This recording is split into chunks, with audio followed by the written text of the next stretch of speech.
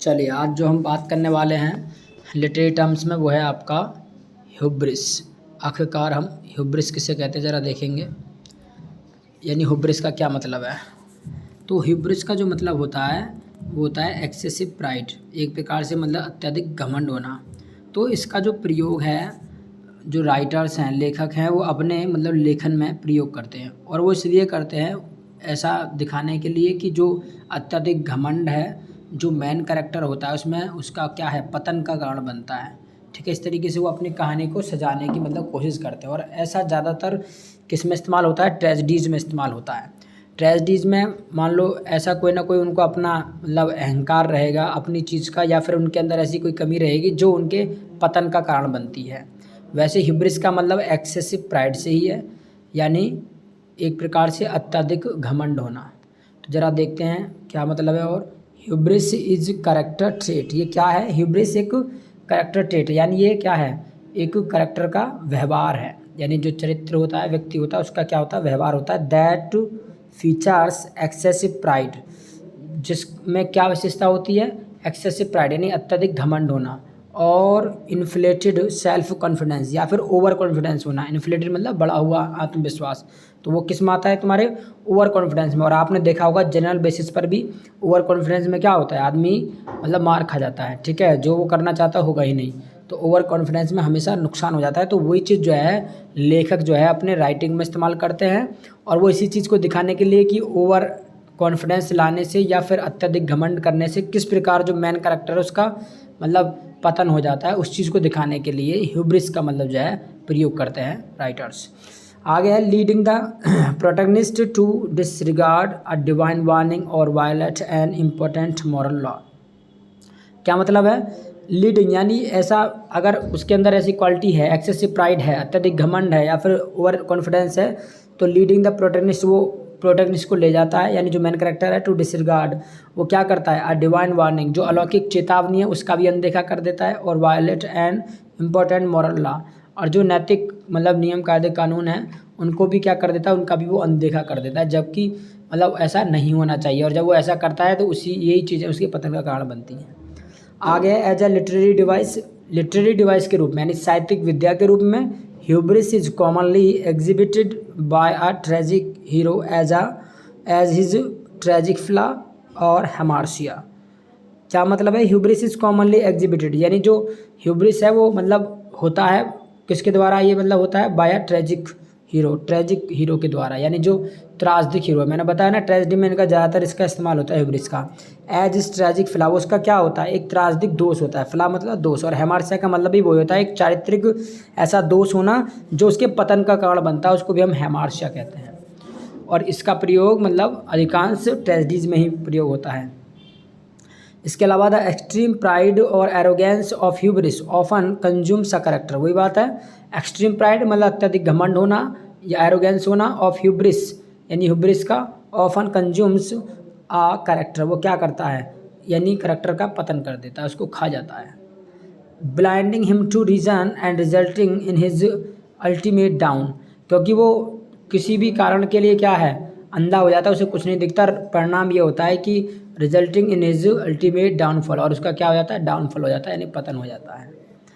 आगे है ईसप्स classical fable, अगर इसके एग्जाम्पल हम देखना चाहें तो एक ईसप की क्लासिकल यानी एक कहानी है, क्लासिकल स्टोरी है, कौन सी है, और आपने भी मतलब अक्सर इसको सुना होगा, the tortoise and the hare, यानी किसकी, कछुआ की और खरगोश की कहानी को आपने देखा होगा। इसमें क्या होता है, is a glaring example of the character trait, ये ऑफ ह्यूब्रिस, यानी ह्यूब्रिस के करेक्टर ट्रेट का यानी चरित्र व्यवहार का एक बहुत ही बढ़िया एग्जाम्पल है। क्यों, क्योंकि आपने इस कहानी में देखा होगा क्या, द हेयर एग्जिबिट्स ह्यूब्रिस, यानी जो खरगोश है उसके अंदर क्या है, उसके अंदर ह्यूब्रिस है, मतलब अत्यधिक घमंड है, before and during the race, यानी रेस से पहले भी और रेस के दौरान भी यही सब मतलब रहता है। विद द टॉर्टोइज, टॉर्टोइज की तुलना में, he is proud of his speed against the tortoise, उसे क्या है, घमंड है, अपनी स्पीड पर घमंड है, अगेंस्ट द टॉर्टोइज मतलब टॉर्टोइज के खिलाफ, और he decides to take a nap during the race, और वो कैसा क्या करता है, तुमने देखा होगा, कहानी सुना है कि वो रास्ते में क्या कर लेता है, एक झप्पी ले लेता है, मतलब सो जाता है थोड़ी देर के लिए, वो तो बहुत पीछे है,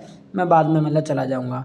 और इसके अलावा he subsequently humiliated at being beaten by the tortoise, और क्या होता है, उसको मतलब बीट मिल जाती है, मतलब एक उसको हारना पड़ जाता है किसके द्वारा, टॉर्टोइज के द्वारा।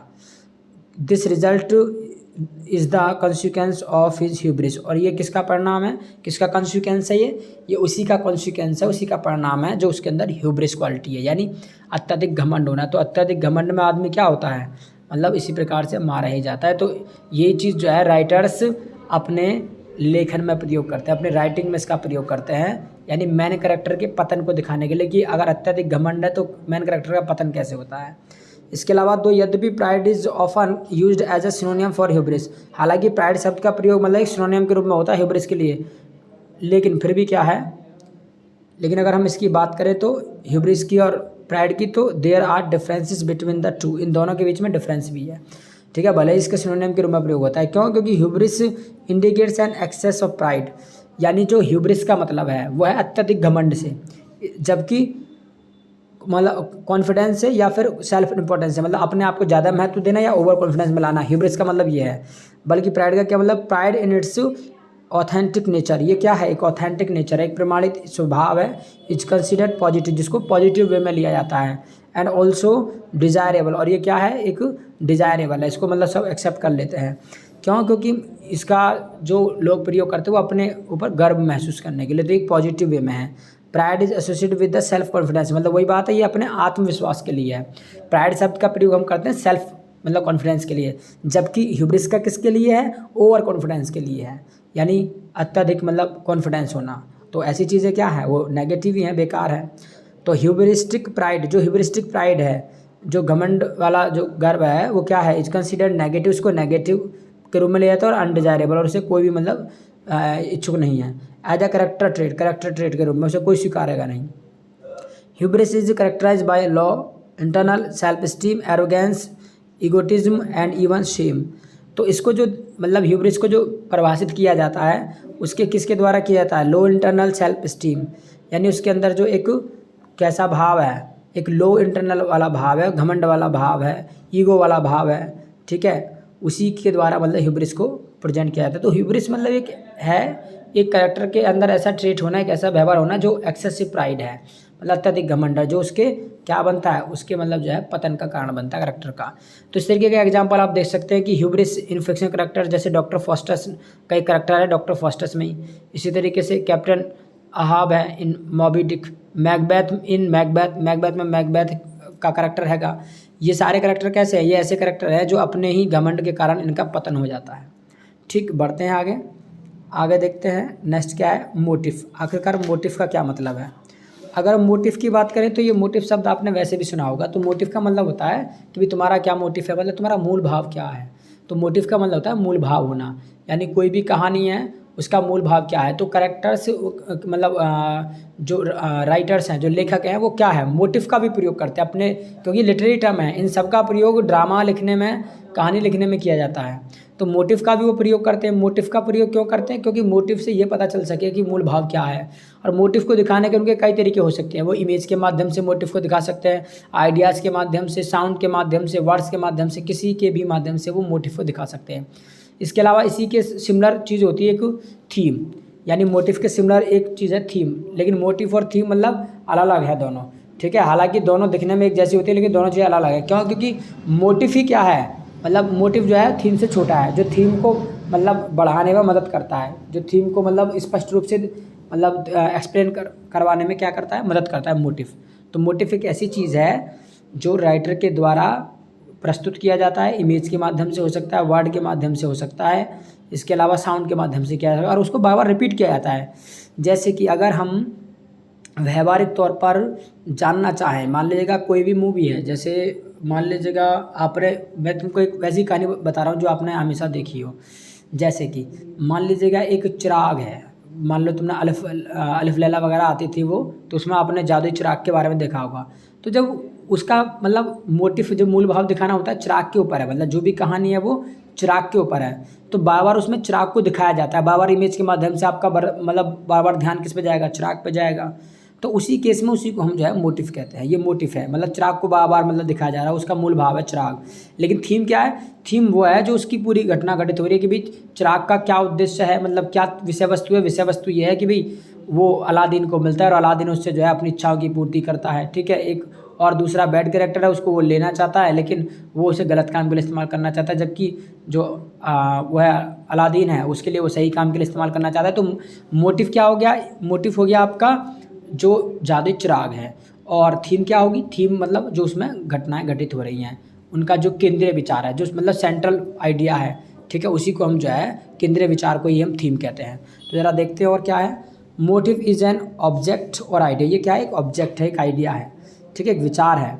That repeats itself through out a literary work, जो अपने आप को क्या है, बार बार रिपीट करता रहता है पूरे लिटरेरी वर्क में। मैंने बताया ना, बीच बीच में उस चीज़ को दिखाया जाता रहेगा, क्योंकि मोटिव क्या है, किसी भी इमेज के माध्यम से, वर्ड के माध्यम से मोटिव को दिखाया जाता रहेगा। जैसे और भी हम व्यावहारिक तौर पर देखना चाहें, जैसे मान लीजिएगा मूवी है तो मान लीजिएगा उसका मोटिव, कुछ मूवी ऐसी होती है जिनका मोटिव क्या होता है, भ्रष्टाचार को दिखाना। तो आपको क्या देखने को मिलेगा, जगह जगह मूवी में, मतलब मूवी चलती रहेगी, जगह जगह भ्रष्टाचार देखने को मिलेगा। पता चला कभी पुलिस स्टेशन में देखने को मिल रहा है वो भ्रष्टाचार, कभी आपको किसी और ऑफिस में देखने को मिल रहा है, कभी किसी और ऑफिस में देखने को मिल रहा है। तो मतलब बार बार किसको दिखा रहा है? वो मूल भाव को, भ्रष्टाचार को दिखा रहा है, बार बार भ्रष्टाचार को दिखा रहा है। वो मतलब मोटिव कहलाता है, उसी को मतलब मोटिव कहते हैं। इसके अलावा स्टोरी मतलब जो थीम है, थीम क्या है, जो उसमें घटनाएं घटित हो रही है, वो थीम है। आगे है in a literary work. Literary work में क्या होता है, a motive can be seen as an image. मैंने कहा ना, वही इसको इमेज के माध्यम से दिखाया जा सकता है। बार बार मान लीजिए कोई इमेज दिखाई जाए, जैसे मान लीजिए चिराग के बार बार उस पर जाती है इमेज। जैसे कई बार तुमने देखा हो, कोई इंपॉर्टेंट चीज़ हो तो उस पर कैमरा बार बार जाता है, मूवियों में भी, सीरियल में भी। जब कोई इंपॉर्टेंट चीज़ होती है उस पर बार बार कैमरा जाएगा, ठीक है। या कोई तुमने देखा होगा, कोई किसी चीज़ को ढूंढ रहा है, ठीक है, तो कोई किसी चीज़ को ढूंढ रहा है, तो मान लीजिएगा वो उसको तो दिखाई नहीं दे रहा, वो बार बार दिख रहा है, लेकिन तुमको ऑडियंस को क्या है, बार बार उसको दिखाया जाता है कि देखो ये यहाँ पर है, बार बार मतलब उस पर कैमरा लेके जाया जाता है, वही मूल भाव कहलाता है। आगे साउंड के माध्यम से इसको दिखाया जा सकता है, एक्शन के माध्यम से, और अदर फिगर्स या फिर दूसरे फिगर के माध्यम से भी दिखाया जा सकता है, दूसरी चीज़ों के द्वारा। That has a symbolic significance, जिसकी क्या होती है, एक अपनी सांकेतिक पहचान होती है। And contributes toward the development of a theme. मैंने कहा ना वही बात कि क्या करता है, ये थीम के डेवलपमेंट में, यानी थीम के विकास में, जो हमारी विषय वस्तु है उसके विकास में कंट्रीब्यूट, योगदान करता है। और motif and theme are linked in a literary work, ये एक दूसरे से संबंधित होती हैं। But there is difference between them, लेकिन दोनों के बीच में अंतर भी है। क्यों अंतर है? क्योंकि in a literary work motives is a recurrent image. ये क्या है, बार बार घटित होने वाली, ये क्या है कोई तस्वीर है, आइडिया, कोई विचार है, सिंबल, या फिर कोई मतलब सिंबल, संकेत है कोई। दैट डेवलप्स और एक्सप्लेन्स अ थीम, जो मतलब क्या करता है, विकसित करता है या फिर परिभाषित करता है किसको, थीम को। मैंने कहा ना, थीम से छोटा मोटिव होता है। वाइल, जबकि थीम का क्या मतलब है, theme is a central idea और मैसेज। ये क्या होता है, एक सेंट्रल आइडिया, ये केंद्रीय विचार है, कोई केंद्रीय संदेश है, उसको मतलब थीम कहते हैं, ठीक है। तो यानी मतलब हम क्या कह सकते हैं, मान लीजिएगा जैसे अलग लेले का ही हम मतलब एग्जाम्पल ले रहे थे, तो मान लीजिएगा जो चिराग है वो मोटिव हो गया, लेकिन उसमें क्या है, थीम क्या है, थीम ये है कि मान लीजिएगा वो किसके, एक अच्छे के आदमी के हाथ में जाएगा तो अच्छी बात होगी, बुरे के हाथ में जाएगा तो उससे उसका बुरा इस्तेमाल होगा, उसकी वो विषय वस्तु है, तो उसी को दिखाया गया है तो डिटेल में। तो जो मोटिव होता है वो थीम से छोटा होता है। इसके अलावा sometimes motifs are mistakenly identify as examples of symbols. कई बार इनको जो है मिस्टेकनली किसके द्वारा दिखा दिया जाता है, सिंबल के जो है उदाहरण के द्वारा। और सिंबल्स आर इमेजेस, जो सिंबल्स हैं, जो संकेत हैं, कैसे हो सकते हैं, इमेजेस हो सकती हैं, मतलब चित्र हो सकते हैं, आइडियाज, विचार हो सकते हैं, साउंड, आवाज़ हो सकती है, वर्ड, शब्द हो सकते हैं। दैट रिप्रेजेंट समथिंग एल्स, जो कुछ भी मतलब उसको प्रस्तुत कर रहे हैं। And help to understand an idea और थिंग, जो एक विचार को या चीज़ को समझने में मदद करते हैं। इसके अलावा motifs are images, ideas, sounds और वर्ड्स। वही बात है कि जो मोटिव्स हैं वो क्या हैं, इमेजेस हैं, आइडियाज़ हैं, यानी वो चित्र है, विचार है, आवाज़ है, शब्द है। That help to explain the central idea of a literary work, जो सेंट्रल आइडिया मतलब वही थीम, जो थीम को परिभाषित करने में मदद करते हैं लिटरेरी वर्क की, यानी जो साहित्यिक रचना है। द थीम, यानी वही बात है जो थीम इसने उन्होंने आगे लिख दिया है, आ गया मोर ओवर आ सिंबल में अपीयर वंस और twice in a literary work. वही बात है कि जो सिंबल है वो मतलब दिख सकता है, एक बार दिख सकता है, दो बार दिख सकता है लिटरेरी वर्क में। Whereas a motif is a recurring element, लेकिन जो मोटिव होगा, मोटिव क्या है, मोटिव मतलब बार बार घटित होता रहता है, बार बार हमें दिखाई देता रहेगा कि इसका मोटिव ये है, ठीक है। इसी तरीके के एग्जाम्पल हम आगे देख सकते हैं। सीधा एग्जाम्पल देख ले रहे हैं, जैसे कि क्या है, मान लीजिएगा when we read a novel, जब हम नोवेल को पढ़ते हैं, उपन्यासों को पढ़ते हैं, लॉन्ग पोएम को पढ़ते हैं और इवन अ शॉर्ट स्टोरी को पढ़ते हैं, वी इमीडिएटली स्पॉट समथिंग, तो हमें कुछ ना कुछ चिन्हित करते हैं हम, that seems to repeat itself, जो अपने आप को रिपीट करता है। इसके अलावा the writer has intentionally inserted that in the old man and the sea, कहाँ पहुँच गए, sorry for that, this is the motif, मतलब इंसर्टेड द थिंग और this is the motif in a literary piece, और ये क्या होता है, एक लिटरेरी पीस होता है साहित्यिक विद्या में। This could be an object such as fish, ये क्या हो सकता है, कोई ऑब्जेक्ट हो सकता है, जैसे मान लेगा मछली, जैसे कि वर्क है the old man and the sea, जैसे बूढ़ा आदमी और समुद्र, तो उसमें बार बार क्या है, हेमिंगवे ने लिखा है ये, उसमें बार बार मछली को दिखाया जाता है, तो मछली को दिखाया जा रहा है, वो क्या मोटिव है। इसके अलावा थीम उसकी अलग है। ऐसे ही एनिमल फार्म है, वो लिखा है जॉर्ज ऑरवेल ने, इसमें किसके बारे में बताया गया, रिवॉल्यूशन यानी क्रांति, क्रांति के बार बार क्रांति के बारे में दिखाया जाएगा। इसी तरीके से हैमलेट में जो है मतलब चीज़ों को दिखाया गया है, ठीक है। इसके अलावा उन्होंने एक एग्जांपल भी बोला, फ्रैलिटी दाई नेम इज़ वोमेन, तो उसमें बार बार किसको दिखाया गया है कि फ्रैलिटी मतलब दुर्बलता, फ्रैलिटी मतलब दुर्बलता या फिर कोई एक मतलब नैतिक कमजोरी, दाई नेम इज़ वोमेन मतलब उसका नाम ही औरत है, यानी वो कुछ ना कुछ मिस्टेक करेगी जो औरत है, मतलब ऐसा इसमें दिखाया गया है हैमलेट में, ठीक है। तो फ्रेलिटी कहा गया कि फ्रेलिटी जो है वो किसका नाम है, औरत का नाम है। तो उम्मीद करता हूँ कि दोनों समझ में आए होंगे। अगर कोई डाउट है तो आप कमेंट करेंगे, बाकी अच्छा लगे तो अपने दोस्तों के साथ वीडियो को शेयर करो। Thank you so much.